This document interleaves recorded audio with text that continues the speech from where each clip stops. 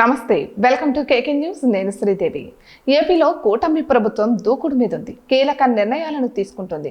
ముఖ్యంగా సంక్షేమ పథకాలతో పాటు పౌర సేవల విషయంలో వరుస నిర్ణయాలను ప్రకటించేస్తోంది. అయితే ఇప్పటికే చేనేత కార్మికుల ఇళ్లకు ఉచిత విద్యుత్ అందించాలని నిర్ణయించింది ఏపీ ప్రభుత్వం. దీనికి సంబంధించిన ఉత్తర్వులను తాజాగా విడుదల చేసింది. చేనేత మగ్గాలు ఉన్న ఇళ్లకు నెలకు 200 యూనిట్లు, మరమగ్గాలకు నెలకు 500 యూనిట్ల వరకు ఉచిత విద్యుత్ అందించనున్నారు. మొత్తంగా రాష్ట్రంలో 93,000 చేనేత మగ్గాలు, 10,000 మేర మగ్గాలు ఉన్న చేనేత కార్మికులకు ఈ నిర్ణయంతో లబ్ధి చేకూరనుంది. ఇక దీంతో ఆయా వర్గాలు సంతృప్తి వ్యక్తం చేస్తున్నాయి.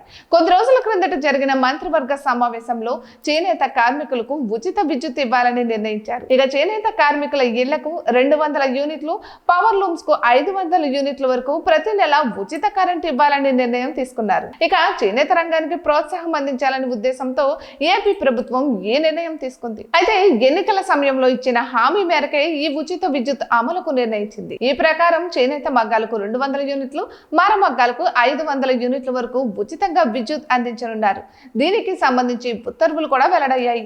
ఇక మరోవైపు ఎస్సీ ఎస్టీలకు ఉచిత విద్యుత్ బదులు సౌర విద్యుత్ అందించాలని ఏపీ ప్రభుత్వం నిర్ణయించిన సంగతి అందరికీ తెలిసిందే.